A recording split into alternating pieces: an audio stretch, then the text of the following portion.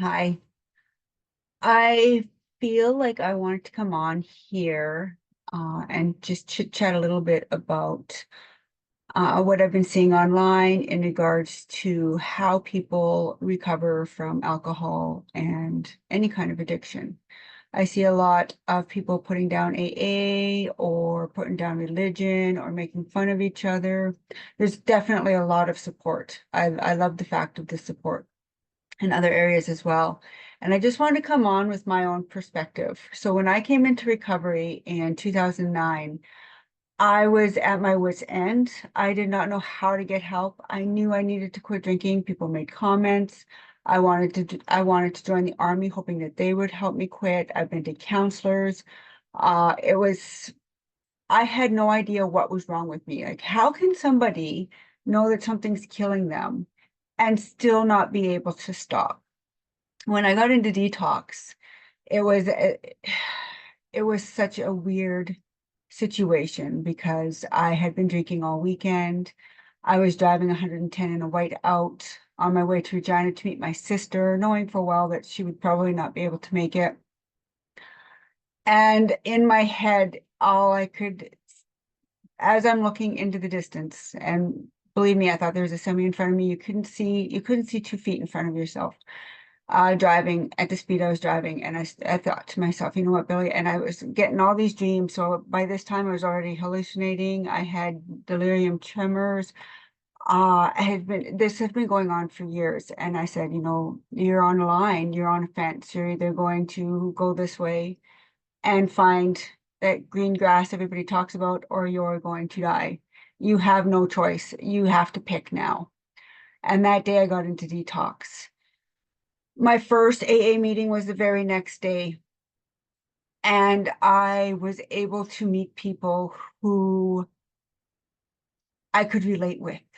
So when we come into sobriety from drinking, we do not know how to connect with people.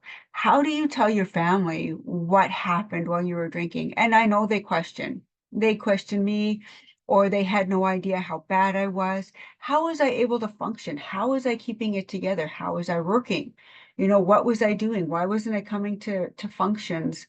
Where was I when so and so? And this is not just family, like this is so I have the longest relationship I've ever had was 5 years because I couldn't keep it together because I was such a drunk. Again, I was paying for people to go to school. I was paying the rent. But I was drinking every night from the time I was in my 20s up until I was 32. So AA helped me relate. Now, I haven't been to a meeting for so long, and I had a dream last night where how I opened up, I finally said, yes, I'll speak.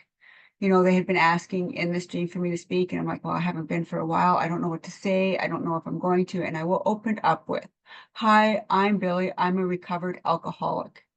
And I haven't been to a meeting for so long that I don't even know how to introduce myself anymore. And you know why I said that? Because I said I was a recovered alcoholic, not that I'm an alcoholic, which is what everybody says, and why there's such a stigma on how AA is such a bad thing because you never recover or you never grow. But you can grow. It doesn't matter on how you introduce yourself.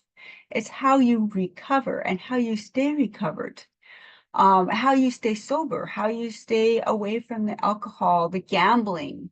I mean, and here's the thing with me, when I went into detox, I went in as an alcoholic. Now, I also learned about alcoholism and how it was a disease, which was brilliant to me.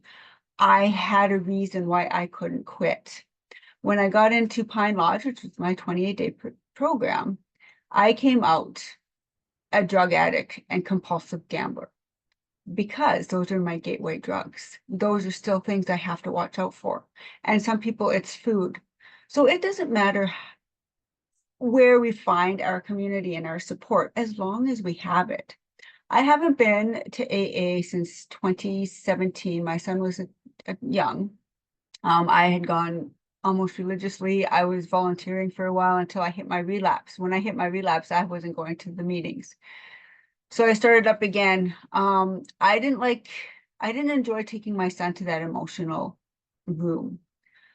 And so I stepped back and I started different protocols and how to keep myself accountable. I still keep in contact with the people. I've seen them through losses, grieving, happiness, weddings, just like anybody would see anybody else go through life. So I just want to come out here and just put out there, you know, we all have some sort of addiction. We all need community, whether you're an introvert or extrovert, you still need someone to relate with so you can tell your story. Otherwise, it festers.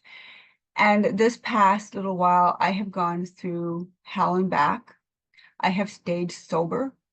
I have had my unhealthy sobriety moments where I get worked up, just like everybody else. It is normal to feel depressed. It is normal to feel angry. It's how you regulate those emotions. Anyways, I hope this wasn't too long. I just wanted to put a quick little something out there to say, you know what? Recovery is how you choose to do it, not what everybody else says. And everybody else, maybe their opinions, and I'm going to say this nicely, should be kept to themselves. I have lots of people that want to be helpful, but unless you've been in the shoes of an alcoholic, I do believe that, yes, for sure, give your input, but I really think that you need to let everybody have their own recovery. Even those that are recovered are still sick when they're forcing someone else to do what they do. And that's, again, just my input.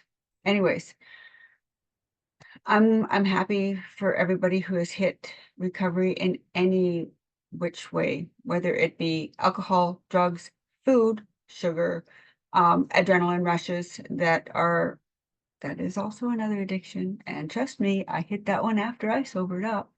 So anyways, have a great day. Thanks. Bye.